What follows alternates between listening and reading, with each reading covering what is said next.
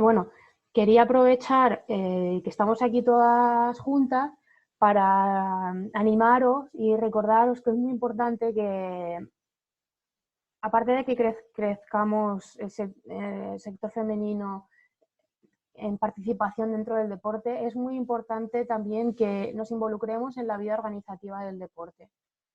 Incluso el Consejo Superior de Deportes se ha dado cuenta que para que avance el deporte femenino, lo importante que es que haya mujeres en las juntas directivas de las federaciones, de los clubes, de las asociaciones, porque es ahí donde se toman las decisiones. Y que no tengáis miedo si nunca lo habéis hecho. Yo cuando empecé tampoco lo había hecho nunca, pero siempre hay que dar un primer paso y ahí vais a encontrar a otra gente, sean mujeres o hombres que estén sensibilizados con la causa, que os van a ir enseñando lo que tenéis que hacer al principio hasta que llegue un momento en el que pues seáis más autosuficientes y empecéis a tomar la iniciativa. Bueno, y ayudar siempre que podamos a poner el granito de arena cuando haya que hacer alguna actividad o incluso compartir en los enlaces para entrar en esta charla de locas por la apnea. Vale, pues dicho esto, si os parece bien, vamos a... Bueno, quería aprovechar ya que estábamos aquí todas reunidas para hablar un poquito de cómo entrenar, ¿no? Que yo es una cosa que cuando empecé a hacer apnea pues me sentía un poco desorientada. Me gustaba la apnea, pero no sabía cómo organizarme para entrenar, para progresar.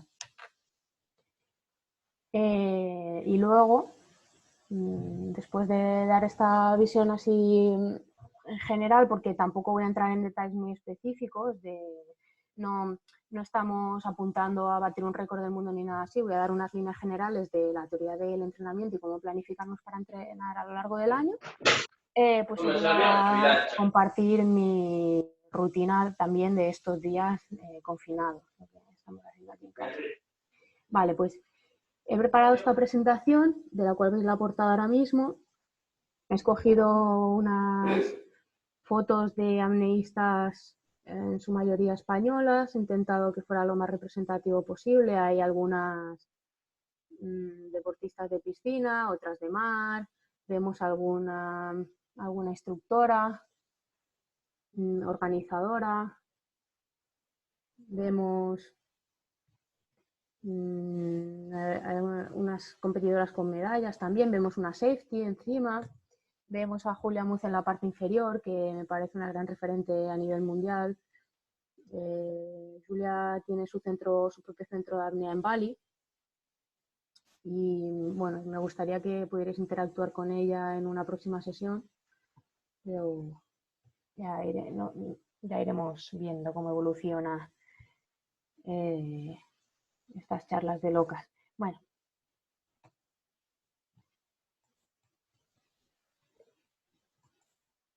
¿Cómo planificar el entrenamiento? Lo primero que tenemos que hacer es marcarnos objetivos con fechas determinadas. Después es muy importante identificar el punto de partida, en qué momento, de qué estado de forma te encuentras ahora, o sea, el origen y el final, y luego tenemos que planear el entremedio. Para ello vamos a periodizar el entrenamiento y, por último, pues ejecutar los planes con revisiones que voy a explicar a continuación, teniendo siempre en cuenta de que podemos caer en situaciones de sobreentreno o de lesiones. Si lo sabemos identificar lo suficientemente rápido, pues no llegará a ser grave y a condicionar el entrenamiento a largo tiempo. Vamos a ir dentro de cada punto, uno por uno, explicándolo un poquito mejor. Establecer objetivos. Por ejemplo, quiero prepararme para una competición tal en tal fecha. O quiero estar en forma para un curso que voy a hacer en las vacaciones de agosto, que tengo pocos días y quiero llegar bien en forma para no perder la mayoría de los días ahí luchando con sentirme a gusto en el agua. O quiero estar más cómoda haciendo esperas en el fondo este verano porque quiero hacer snorkel y quiero poder quedarme un rato ahí mirando el caballito de mar o haciendo fotos o porque voy a pescar. Una vez que tengamos identificado el objetivo y la fecha más o menos para la cual queremos llegar a ese punto, pues es importante identificar también el punto de partida. Hemos identificado el punto final, pues ahora el de partida. ¿Cuál es mi condición actual? Por ejemplo, estoy muy desentrenada porque llevo un mes en Navidades, nada más que comiendo, sin hacer nada, de viajes y estoy a cero. O no, o a lo mejor llevo todo el invierno entrenando y mi estado físico es bueno, por lo cual la fase de acondicionamiento pues la voy a poder acortar. Después, identificar cuáles son tus puntos débiles. Es decir, ¿qué me limita? ¿Qué limita mi actuación en la apnea? Puede ser la relajación. Me pongo muy nerviosa cuando tengo que contener la respiración y a los 15 segundos me salgo del agua. Y sé que puedo aguantar más, pero no consigo relajarme. O la compensación, si estás entrenando para profundidad. Voy bien de aire, pero no consigo compensar más allá de X metros. La fuerza física.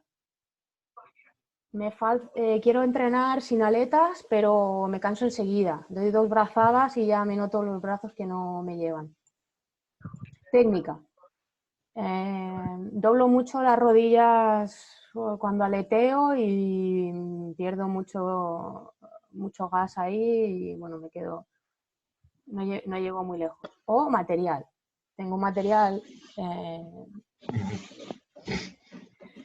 un poco, bueno, que no se adapta. Yo, por ejemplo, cuando empecé a hacer apnea, al principio no tenía el material que tengo ahora y llevaba unas aletas de la talla 42 de un amigo que hacía pesca submarina y me las ponía con zapatos dentro.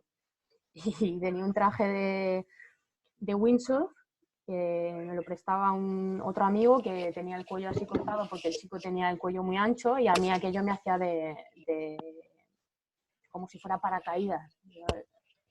Me daba un montón de agua dentro, pero bueno, el material ya casi, o tienes algo así muy malo como yo cuando empecé, o si tienes algo normal y corriente, ya es para etapas más avanzadas, el afinar tu actuación a través del material.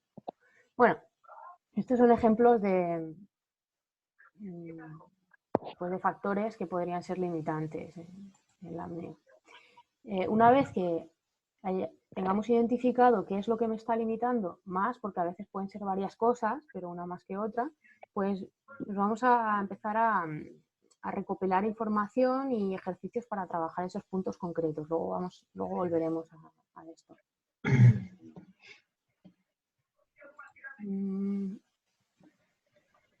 Bien, pues una vez que tenemos el punto final y el punto inicial, pasamos a trabajar lo que es el camino entre medio, que es la periodización del entrenamiento. Y esto lo hacemos partiendo desde el objetivo, o sea, la fecha. Pongamos, yo me quiero preparar para un campeonato de piscina el día 30 de mayo, pues empiezo a planear hacia atrás, teniendo en cuenta las semanas que me quedan y el tiempo del que yo dispongo para entrenar. Y, bueno, también siendo realista. Que a veces cuando estás empezando no sabes muy bien cómo te van a ir las cosas porque aún no conoces tu cuerpo bien, pero con la práctica, pues para cada año podrás ir periodizando mejor porque te conocerás mejor. Esta periodización la haremos a lo largo del año, pero estableceremos pequeños checkpoints, o sea, puntos donde nos vamos a comprobar si lo que habíamos marcado, hemos llegado ahí a tiempo, no, quiero decir, si tú, por ejemplo, es como cuando haces una exposición.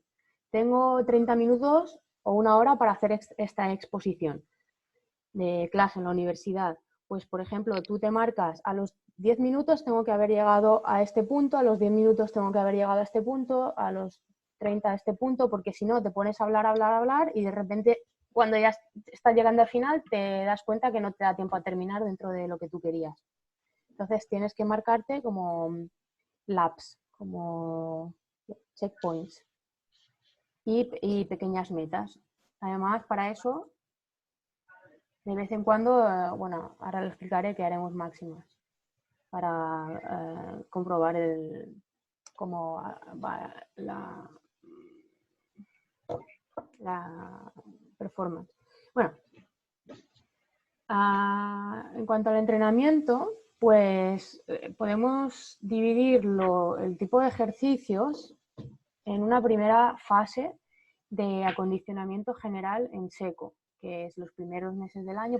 Imaginemos que empiezas en enero, después de las vacaciones de Navidad, pues te tomas una primera fase de acondicionamiento general para entrenar el cuerpo como cualquier deportista, da igual el deporte que sea, y luego ya empezaremos con unas fases algo más técnicas en el agua, donde vamos a hacer ejercicios al principio de adaptación, luego iremos metiendo un poco de cargas, hacia la mitad final vamos a hacer ejercicios de perfeccionamiento y luego de precompetición, que son bastante más específicos. Y también sin desdeñar el descanso, que es muy importante también, de no cargar demasiado o de descansar al final. Cuando ya has conseguido tu objetivo, dejar un tiempo de descanso antes de ponerte otro. Lo necesitamos a nivel físico y psicológico. Ejemplo. Aquí tenemos una planificación anual de piscina. En enero y febrero vamos a hacer ejercicio básico en el gimnasio, natación, ejercicios interválicos de alta intensidad o cardio. Estos ejercicios son muy buenos, pero para preparar la condición física, pero aconsejo de hacerlos lejos de la fecha de la competición o del objetivo que te hayas marcado, porque el HIIT lo que tiene es que te eleva el metabolismo basal, quiere decir que tu cuerpo pues consume más calorías cuando estás en descanso y por lo tanto también más oxígeno. Entonces, cuando hicieras una estática, por ejemplo, pues si tienes un metabolismo muy, muy rápido, gastarás el oxígeno antes, digamos. Y también se pueden hacer ejercicios de cardio. El cardio vendría a ser un poco lo contrario del HIIT. El cardio, el aeróbic, los ejercicios así de intensidad media-baja, lo que hacen es que vuelven el cuerpo más eficiente. Es decir, que consumes para hacer la misma cantidad de trabajo menos energía. Entonces el cardio también pues, puede ser bueno si quieres preparar una estática y 2 meses de entrenamiento básico, porque te van a bajar las pulsaciones y te va a bajar el consumo de energía y de oxígeno. Cuando vayamos a empezar la fase de entrenamiento más específico, que ya empezamos a meternos al agua, pues al principio tendremos un periodo un poquito así de adaptación, de volver a recordarle al cuerpo lo que es estar en el agua, las sensaciones, y no está mal que al poquito de empezar pues nos hagamos alguna máxima para ver cuál es el punto de partida. A partir de ahí pues podemos trabajar con series tanto de estática como de dinámica, que no me voy a meter a explicar todos estos ejercicios detalladamente, sino que bueno, en semanas posteriores, si tenéis interés, pues podemos ir preparando o alguna charla o un vídeo ya hecho donde se muestre bien cómo hacer estos ejercicios, porque ahora no hay tiempo. Bueno, pues esto, en la fase del entrenamiento específico se pueden ir ya metiendo unas series, algunas apneas en seco. Si no podéis ir a la piscina esa semana o algunos días a la semana porque no podéis ir al gimnasio, porque no tenéis tiempo, pues podéis hacer algunas apneas en seco en casa. Y empezamos ya a trabajar la técnica también en el agua, pero una técnica un poco así de más básica, de recordar lo del año anterior, digamos, los giros y cosas así. Y luego, pues a partir de abril ya podríamos meter alguna semana de entrenamiento especializado y sobre todo el último mes antes de la competición, donde vamos a hacer ejercicios, bueno, haremos máximas, pero que estarán menos espaciadas en el tiempo. No tanto en el entrenamiento específico, de vez en cuando hacemos una máxima, pero simplemente para monitorizar el progreso. En el entrenamiento especializado, pues vamos haciendo más máximas en menos intervalo de tiempo para comprobar los últimos retoques que estamos dando para llegar a la máxima rendimiento para el día de la competición. Se pueden hacer ejercicios también de stop and go, que si no estáis familiarizadas, pues es básicamente hacer una estática en la piscina, por ejemplo, en el borde, de 1 minuto o de X tiempo, y entonces, sin sacar la cabeza del agua, comenzar la dinámica. O hacer un sprint,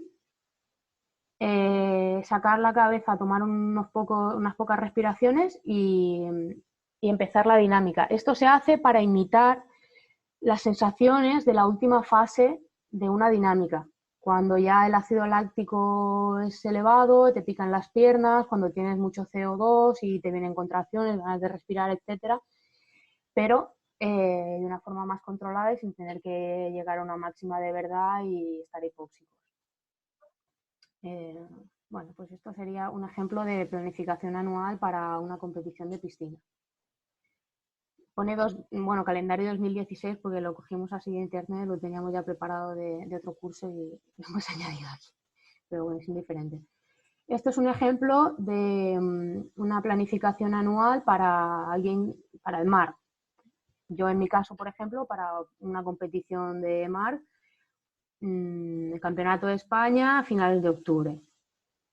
Junio y julio, que ya es cuando, bueno, terminamos el de piscina y empieza junio y julio, pues un entrenamiento básico, de nuevo, en el gimnasio, pero a lo mejor ya empiezo a hacer unos ejercicios un poco más adaptados a a trabajar los grupos musculares que voy a utilizar en la profundidad, que no son los mismos que en la piscina. Es decir, si voy a hacer, por ejemplo, inmersión libre, pues hago unos ejercicios de gomas, de como si estuvieras tirando de la cuerda, trabajar las piernas para el aleteo, o si voy a hacer sin aletas, en fin. Luego ejercicios de respiración podemos hacer, por ejemplo, exhalaciones largas, o bueno, luego más adelante comentaré algunos ejercicios de respiración. Estiramientos de la caja torácica, del diafragma, que para la piscina quizá no son tan importantes porque no hay la compresión por la presión hidrostática del mar. Y pues trabajar un poco la adaptación ya a principio de verano, aunque el mar esté todavía un poquito frío, está bien de ir metiéndonos al mar de vez en cuando para ir adaptándonos ya psicológicamente y el cuerpo también, ir despertando el reflejo de inmersión, etcétera, etcétera. Al llegar a agosto, pues ahí ya sí que me parece, a mí personalmente, pues muy importante empezar a meternos al agua cuanto más mejor, para desarrollar bien el reflejo de inmersión. Yo en mi caso, pues me voy como suelo estar trabajando en Grecia, y voy prácticamente cada día al agua y buceo cada día, y eso me lo noto mucho. Incluso si haces buceo con botella, también, yo creo que también tengo esa creencia que también ayuda. empieza a trabajar un poco la técnica básica, recordando lo del año anterior, y es al principio, y conforme va avanzando la fase de específico, pues ya voy metiendo algunas residuales y para trabajar la compensación en profundidad, etcétera. Esto para unos nivel un poco medio avanzado. Para principiantes yo evitaría las residuales. Y luego, pues ya antes de la competición, vamos limando algunos detalles técnicos con las grabaciones que tenemos, que hemos ido haciendo durante el entrenamiento específico. Es siempre, tanto en piscina como en mar, es muy importante si tienes, pedir a algún compañero que te grabe, porque es la única forma que tienes de ver dónde están tus errores y de poder enseñarlo a otra gente que te puedan ayudar. Antes de la competición, pues la visualización es un ejercicio muy importante, y que ya no voy a explicarlo aquí porque también podríamos estar una hora hablando de la visualización, pero bueno, si nunca la habéis practicado os aconsejo de que os informéis un poquillo porque va muy bien para antes de las competiciones. Vale, pues una vez que tenemos planificado la periodización de nuestro entrenamiento, pasamos a ejecutar ese entrenamiento. Tenemos que ir monitorizando el progreso. Para ello podemos usar herramientas como el cronómetro, en las dinámicas para ver lo que tardas en tocar una pared y otra pared, y si concuerda con lo que tú has estudiado por ahí y que más o menos tendrías que estar haciendo para ir bien. Pulsioxímetro para ver si habéis acabado muy hipóxicos o si estáis entrenando estáticas, también es un indicativo. En el mar, pues un ordenador de buceo os puede dar una gráfica de la velocidad que lleváis en la bajada, en la subida, y podéis hacer vuestros cálculos para ver dónde necesitáis trabajar. Si, por ejemplo, resulta que en la caída los primeros metros voy bien, pero desde que empiezo a hacer la caída libre, ahí me ralentizo, porque lo veo en la gráfica del ordenador. Pues a lo mejor quiere decir que tu posición en la caída no es muy hidrodinámica y tienes que trabajar esa parte. Entonces, está bien tener estos instrumentos para poder monitorizar tu progreso. He puesto la báscula ahí también porque a veces la gente que entrena mucho en el mar pierde peso muy rápido y masa muscular también. Entonces es importante llevar el peso un poco controlado. Y por último, una libreta que he puesto ahí. Esta es una libreta que se puede mojar y que, hay que apuntar las cosas, y sobre todo es muy útil de un año para otro porque parece que no, pero se te olvida lo que hiciste el año anterior y te toca empezar desde cero.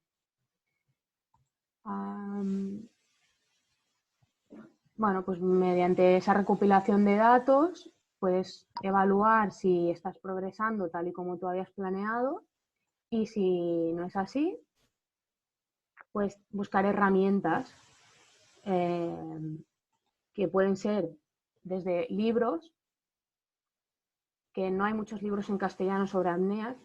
Yo estoy intentando trabajar en que eso suceda, estoy hablando con las editoriales y todo, intentando convencerlas para que publiquen. Ejercicios de YouTube, aparatos que he puesto aquí, más o menos sofisticados. Aquí he puesto un globo que para los niveles iniciales es más que suficiente. De hecho, yo aprendí a compensar con un globito. Luego los hay otros pues más sofisticados y más caros, como este que tengo aquí, que es el EcoTool, que sirve para soplar con la nariz y te muestra una gráfica en el móvil y te enseña la presión que estás ejerciendo, pero es del orden de unos 100 euros. O sea, y esto para los instructores va muy bien, y para probarlo un par de veces va muy bien, pero luego tampoco es necesario si se está empezando. Y consejos de vuestro instructor o instructora. Y de paso he aprovechado para poner una foto un poco más decente mía aquí que la que estaba puesta en el cartel de Locas. No quería que os quedarais con esa imagen. Vale, pues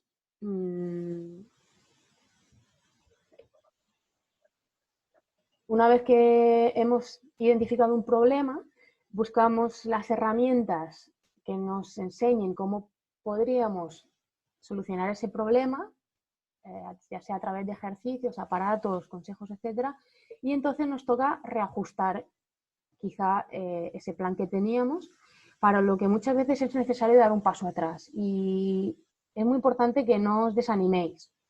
A mí me ha pasado muchas veces que he tenido problemas de compensación.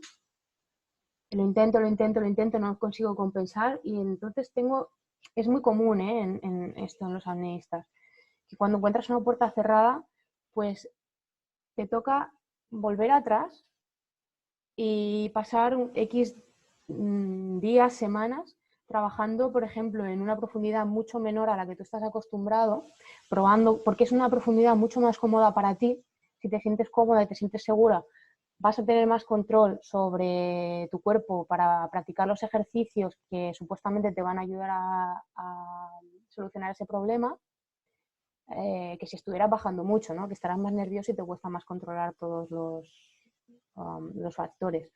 Entonces, no os preocupéis, dais un paso atrás, practicáis ese ejercicio mucho y luego cuando veáis que ya os sale muy bien ese ejercicio, ya podéis intentar de nuevo una máxima y ver si eso os ha ayudado a desbloquear el problema que teníais.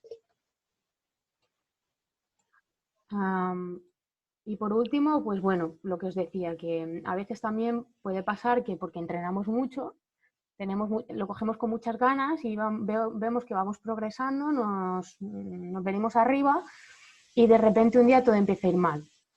No pasa nada, se llama sobreentreno y es muy común, no hay que desanimarse, hay que saber identificarlo y no dejarlo que vaya más. Y porque además si dejas que te desanime, que se apodere de ti, pues es cuando puede ser realmente un problema. Pero si lo aceptas tal como es, que es una cosa lo más normal del mundo, bueno, pues volvemos al plan de buscar herramientas también y de descansar un poquito y volvemos a intentar. Lesiones también es una cosa que, bueno, a la que nos encontramos a menudo y que hay que tomárselo con calma y si alguna vez tienes una pequeña lesión, pues empezar a trabajar en esa como si fuera tu objetivo, el recuperarte lo antes posible de esa lesión. Entonces, bueno, ¿cómo planificar el entrenamiento? Aquí hemos visto que recordamos, lo primero es establecer objetivos con fechas, después identificar el punto de partida y los puntos débiles, tercero, periodizar y por último, ejecutar, evaluar y reajustar, teniendo en cuenta que pueden sobrevenir situaciones de sobreentreno o lesiones. Entrenando confinadas. Nada, aquí muy rapidillo, quería comentaros simplemente por compartir pues, lo que yo estoy haciendo estos días en casa de confinamiento. Lo primero que es muy importante es y que parece de cajón es habilitar un espacio y un material. Lo que quería señalar en este punto es que no hay que buscar excusas. Es que no tengo espacio, pues lo haces. Si tienes que mover muebles y habilitar un espacio, un rinconcito en tu casa que sea tu templo para ejercitarte, lo haces de la forma que puedas, porque pensad que vamos a estar muchas semanas así, que no van a ser 15 días, no va a ser un mes. En Italia ya están diciendo que lo van a hacer hasta el 1 de mayo. Si os falta algún material así muy básico como, yo qué sé, un yoga mat o alguien por ahí que apague el micrófono o unas gomas elásticas o algo que veáis que es muy básico, pues os metéis en Amazon y os lo compráis y os lo manden a casa.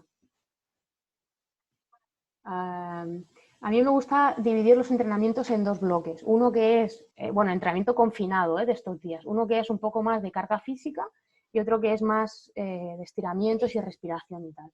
A veces, depende cómo me haya levantado, pues hago uno por la mañana o el otro por la mañana y el que me queda por la tarde. Pero no lo hago todo junto. A mí no me gusta, por ejemplo, hacer pesas, gimnasio, no sé qué, y luego al terminar estirar, porque los músculos están muy contraídos en ese momento, y para mí yo no lo veo. Si están tan contraídos del ejercicio, o sea, puedes hacer unos pequeños estiramientos suaves, pero no una sesión para ganar elasticidad, propiamente dicha, digamos. Entonces, en el bloque 1, que por ejemplo, vamos a hacer un pequeño calentamiento de cardio, que puede ser bicicleta estática si tenéis, subir y bajar escaleras si tenéis en casa, si no tenéis escaleras, aeróbic o cualquier ejercicio de baja intensidad, pues muchas repeticiones. Puede ser sentadillas, puede ser un bailoteo, ponerte tu canción preferida y pegarte un bailoteo máximo delante del espejo, cualquier cosa que vaya a elevar un poco las pulsaciones. Y a partir de ahí metemos un poco de entrenamiento de fuerza-resistencia, si puede ser enfocado a los grupos de músculo más importantes para nuestra disciplina, excepto la estática, que no trabaja ningún músculo. Bueno, podemos hacer estos ejercicios de fuerza-resistencia respirando, que vendría a ser pues, como lo que hacemos en el gimnasio, o en apnea, si queremos trabajar la acumulación de CO2 o de ácido láctico, la adaptación y la tolerancia, para después cuando podamos salir al mar o a la piscina. Y en el bloque 2, que ya os digo que lo hago separado, pues me gusta rodar un poquito en el rollo este de espuma para separar la fascia lata de los músculos. Bueno, fascia lata no, la fascia lata es la de los pies, ¿no? Bueno, la fascia, la bolsita que recubre los músculos, que a veces del entrenamiento de fuerza-resistencia pues estás como acartonado, ruedas un poquito en el rollo este y te queda súper bien. Unos estiramientos, una sesión propiamente dicha, si lo buscáis en internet, sesión de elasticidad en piernas, para ganar donde veáis. Yo, por ejemplo, me falta mucha elasticidad en los isquios y eso a veces cuando hago la caída en el mar pues me provoca tener una posición un poco hidrodinámica y haciendo esto, con ahí los trabajo. O sesiones de yoga que van muy bien y que son muy sanadoras si tenéis lesiones, si tenéis dolores de vieja, como me pasa a mí de vez en cuando, aquí y allí. Mira, Lorena, levanta la mano. Estos lo podéis hacer con o sin apneas. Estos estiramientos, por ejemplo, tomáis a tope de aire y hacéis un estiramiento normal de algún músculo que recubra la caja torácica o que esté involucrado en la apnea. Esto también, bueno, más adelante algún otro día si queréis os puedo dar ejercicios. Y por último, para terminar la sesión, podemos hacer unos ejercicios de respiración. Podemos entrenar, por ejemplo, para niveles iniciales la respiración diafragmática, exhalaciones largas, inspiración corta, exhalación larga, que estos dos ejercicios yo los hacía mucho cuando empecé. Por la tarde me ponía una musiquilla así tántrica y bajaba, ponía una iluminación así para estar cómoda en casa y me ponía a practicar esto, que ahora ya lo tengo automático, pero que cuando empecé pues me costaba hacer la respiración diafragmática, etc. También me ponía a ensayar a hacer carpas, que yo lo veía en los vídeos de internet, veía a la gente ahí, y bueno, yo ahí en la intimidad de mi casa, sin que nadie me viera, me ponía a intentar ensayar cómo se hacen esto de las carpas. O incluso hiperventilaciones, que aunque bueno, es algo que no se recomienda en principio de hacer, pero como ejercicio para conocer tu cuerpo y tu respiración, incluso para saber cómo identificarla en el caso de que un día suceda accidentalmente, lo podéis hacer de forma segura en casa, en Sailboat. Y podéis hacer incluso, meter algunas tablas de apnea en seco, para trabajar la hipoxia o para trabajar la hipercapnia, que es la acumulación de CO2. De esto podéis encontrar aplicaciones en internet, incluso para bajártelas al móvil, que ya te dan las tablas hechas y te van contando el tiempo y todo. Y ya está. Nada, bueno, simplemente deciros que eso, pues que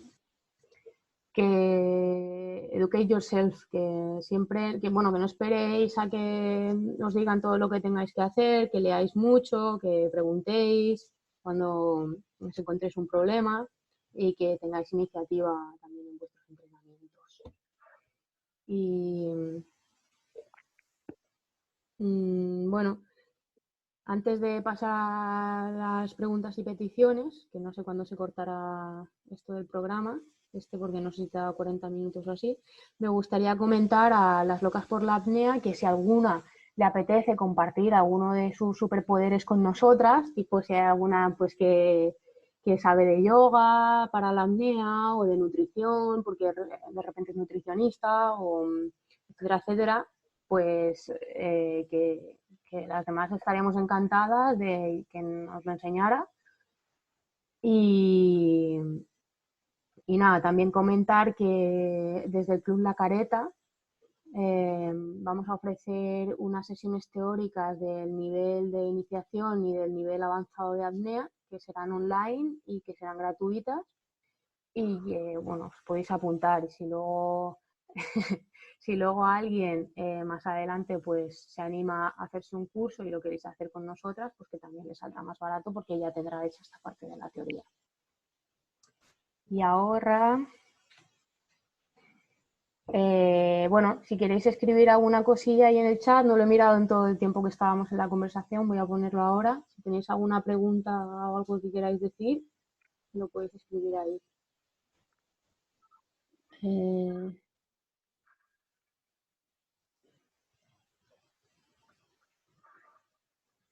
Dice aquí, bueno, estabais hablando de que hay una versión barata que puedes comprar en la farmacia que se llama el Otoven, que, bueno, si ya estáis iniciadas en la apnea, todos la habréis escuchado hablar, es un aparatito de plástico que se enchufa aquí en el globo y sirve para compensar, para practicar la compensación. Y os voy a decir la verdad, yo nunca he usado un Otoven. Yo aprendí a compensar con un globo normal y corriente. Me lo ponía en la boca y iba tirando el aire por la nariz con unos ejercicios que me enseñaron. Y bueno, pero reconozco que es una herramienta muy buena para la gente. No sé, ¿tenéis alguna preguntilla de algo?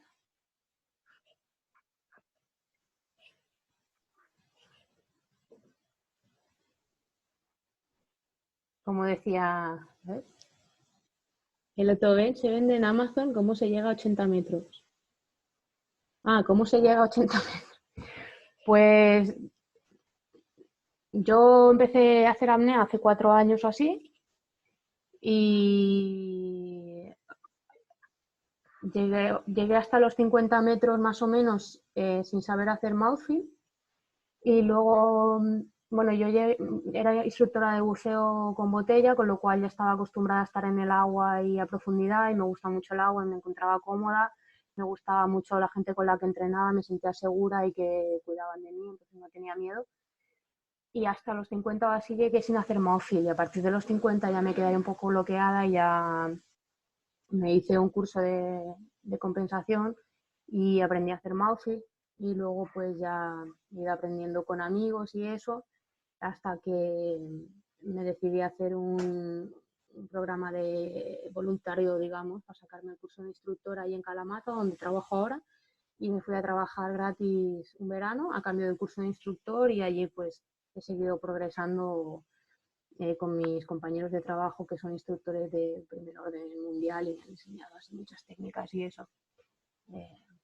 A ver, os parecerá una tontería. Cuando he probado a bajar no sé cuándo dar la vuelta. Es como miedo a no saber si aguantaría subir. Vale, Inma, esto es muy común, ¿vale? Es muy normal. No sabemos, cuando estamos empezando, no sabemos cuánto podemos aguantar. De hecho, yo no sabía cuánto podía aguantar hasta este año que tuve mi primera hipoxia así severa al subir de 80 metros. Hasta 4 años he tardado en saber hasta dónde podía llegar. Pero la sensación que tenemos cuando vamos en profundidad de que parece que me falta el aire, que tengo que dar la vuelta porque no sé si voy a llegar, y luego te das la vuelta, empiezas a subir y de repente, ostras, si me encuentro bien de nuevo, pues no me estaba ahogando, ¿qué ha pasado? Es porque la sensación de presión que notamos muchas veces en el pecho debido a la presión del agua, nuestros pulmones se comprimen y eso antes nunca lo hemos sentido, no estamos acostumbrados a eso. Entonces, a ver, voy a intentar poner esto grande. Dejar de compartir. Vale. Esa sensación, los pulmones se comprimen, se hacen pequeños y de repente sientes que parece que te falta el aire.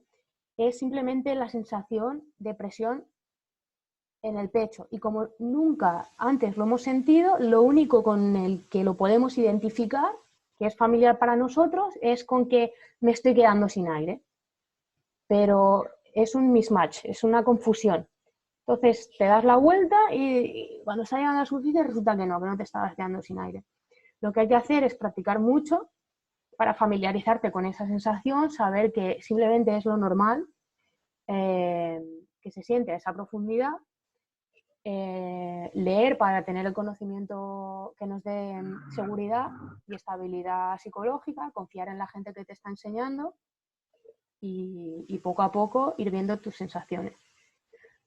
Yo siempre digo, en la profundidad, si sales de un buceo y sales muy bien y te notas que vas sobrado, pues para el siguiente buceo te puedes plantear ir un poquito más profundo, un par de metros más profundo. Si has salido muy justo, que te ves apurado, apurada en nuestro caso, pues en vez de seguir intentando bajar más a la fuerza y a la fuerza, pues quédate practicando en esa profundidad o incluso un poquito menos para mejorar tu técnica o para mejorar lo que sea que te está limitando. Y cuando ya salgas de un buceo, que salgas rodada y que salgas súper fresca, entonces ya te puedes plantear de ir otro par de metritos más profundo.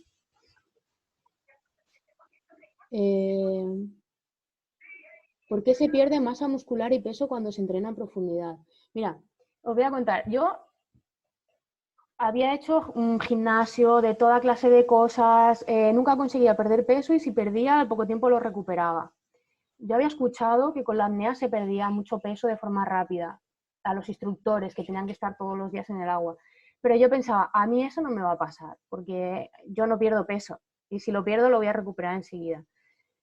Pues el primer año que empecé a trabajar como instructora de apnea, en un verano perdí 6 kilos y llegué al peso más mínimo que yo había tenido desde, yo qué sé, los 14 años. Yo siempre había estado en 62, 63 kilos y ese verano me fui a 57. Era una cosa impensable, vamos. Se pierde masa muscular porque, bueno, el que es instructor y va todos los días al agua, nada más levantarte, te metes al agua sin desayunar, estás toda la mañana haciendo un ejercicio en el agua que aparte de que falta oxígeno, de que es un ejercicio anaeróbico, que es solo comparable con el esquí de alta montaña y cosas así, también es un tema hormonal, porque por la mañana te levantas, yo pienso, no está demostrado, esta es teoría cosecha propia, por la mañana te levantas con niveles altos de adrenalina. Cuando tú desayunas, esa adrenalina se empieza a cortar y se produce insulina para hacer la digestión, sobre todo si has comido muchos hidratos, etc. Si tú te vas directamente al agua sin haber desayunado, mantienes altos los niveles de adrenalina. Y esa respuesta hormonal también favorece el perder peso, pero esos dos, para mí, esos dos factores, ¿cómo se dice? El déficit calórico, porque no desayunamos por la mañana, a mediodía, cuando salgo del agua tengo el estómago cerrado, no me apetece inflarme. Y, en fin, el déficit calórico y luego la respuesta hormonal también y el entrenamiento anaeróbico. Y después, cuando en invierno, pues siempre recupero algo de peso en las navidades, pero me cojo así la chicha y digo, ay, qué bien me va a venir esto para el verano. Están las reservas ahí. Para una sesión, siguiente pregunta, para una sesión de preparación de máxima, ¿este esquema es correcto? ¿Qué esquema? No entiendo a qué se refiere. Si se refiere a lo que he puesto antes de la periodización anual, yo es lo que hago. Lo que pasa es que no he entrado mucho en detalle de los ejercicios en los que hago. Lo intentaré explicar en las semanas próximas. Luego también depende de lo alto que tú estés apuntando y de lo especializada en una disciplina que estés. Yo he dado unas líneas así a grandes rasgos. Siguiente pregunta. Margot ha tomado apuntes de todo y a ver si vienes algún día por aquí también y usamos juntas. Cuando te bloqueas con la compensación, retrocedes y practicas en menor profundidad. ¿Cuándo sabes que ya no estás bloqueada? Vale, pues no lo sabes. Yo practico en menor profundidad una serie de ejercicios que yo he leído por ahí o que he visto en vídeos o que me ha dicho mi entrenador o entrenadora o algún amigo que sabe más que yo de que van bien, me pongo a practicarlo hasta que ya me salen muy bien y entonces vuelvo a intentar otra máxima y a ver si eso me ha ayudado. Hay veces que sí y hay veces que no. Y si no, pues tienes que volver a buscar otra cosa diferente. Siempre decimos, yo, a ver, hablo de la profundidad porque es lo que me especializo y lo que me gusta más, pero decimos en la profundidad pues que te vas encontrando como puertas cerradas. Hay unas épocas que progresas muy bien, vas bajando cada vez que entrenas 2 metrillos más, hasta que un día de repente pues te encuentras una puerta cerrada y ahí tienes que empezar a trabajar probando cosas mmm, hasta que consigues abrirla.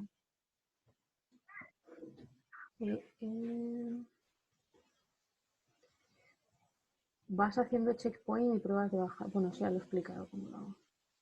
Marta Fernández, ¿me recomiendas algún libro motivador para educate ourselves estos días?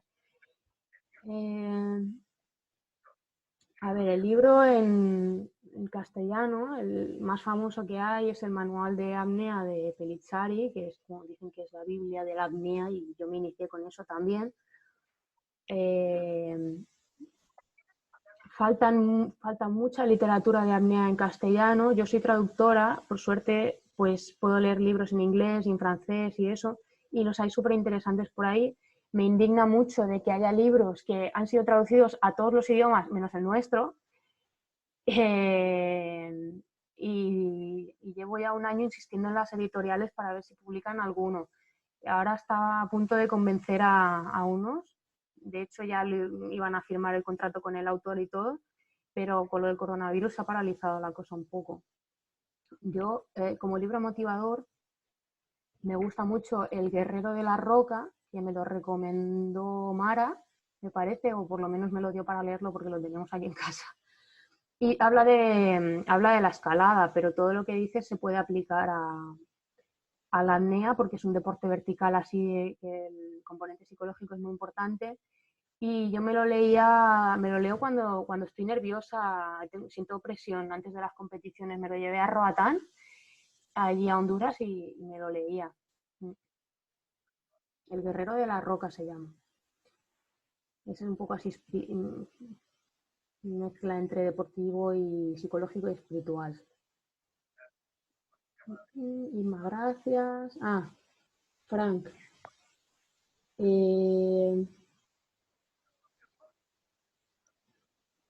Frank, bueno, como esto es una pregunta muy específica sobre el entrenamiento, si quieres, mándame un mensaje privado al acabar la charla y lo discutimos, ¿vale? Porque esto lo tengo que mirar bien, bien más de cerca.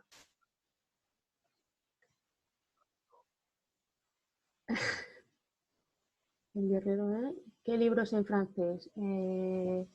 Bueno, en francés, por ejemplo, a mí personalmente me gustó mucho el de Profondeur de Guillaume Néry porque, bueno, me motivó, bueno, me parece, para mí fue un libro motivador que no habla tanto, no entra en detalles sobre las técnicas que él utiliza para progresar en la apnea, pero te habla de su vida y de cómo él se ha construido como deportista y como persona y de llegar a lograr todo lo que ha logrado, pero no solo deportivamente, sino de vida.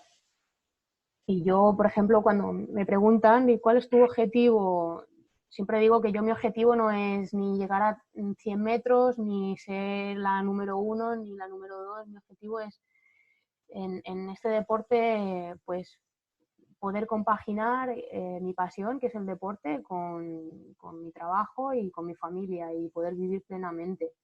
Entonces, para mí ese libro, pues es muy inspiracional, el libro este de Profondeur de Guillaume Néry. Y luego hay otros también de Frédéric Lemaitre, que es el que estoy intentando que traduzcan, porque es un manual que da mucha información sobre fisiología del cuerpo humano, porque ya que él es profesor de universidad y es su campo de estudio, y también da ejercicios para practicar la apnea. Bueno, pues ya hemos llegado al final de las preguntas. Espero que os haya gustado la charla. Si cualquier cosa, pues mandarme un privado. Y os agradezco a todas. Jolín, muchas gracias de que estéis ahí, me hace muchísima ilusión. Y nada, recordaros eso, que si queréis colaborar en lo que sea, pues que todas las locas por la NEA estamos encantadas. Y bueno, ya está. Y que desde la careta, pues que vamos a dar teorías de nivel inicial y avanzado gratuitas. Gracias a todas. Y a ver si entre todas las locas vamos haciendo que haya más chicas en el deporte y bueno, y que podamos cada vez ser más y enseñarnos las unas a las otras y que no tengamos que depender muchas veces de los chicos para que nos saquen a bucear con su material y con todas sus cosas. ¿Vale? Pues un abrazo muy grande a todas, un abrazo virtual. Y hasta otra. Chao. Adiós.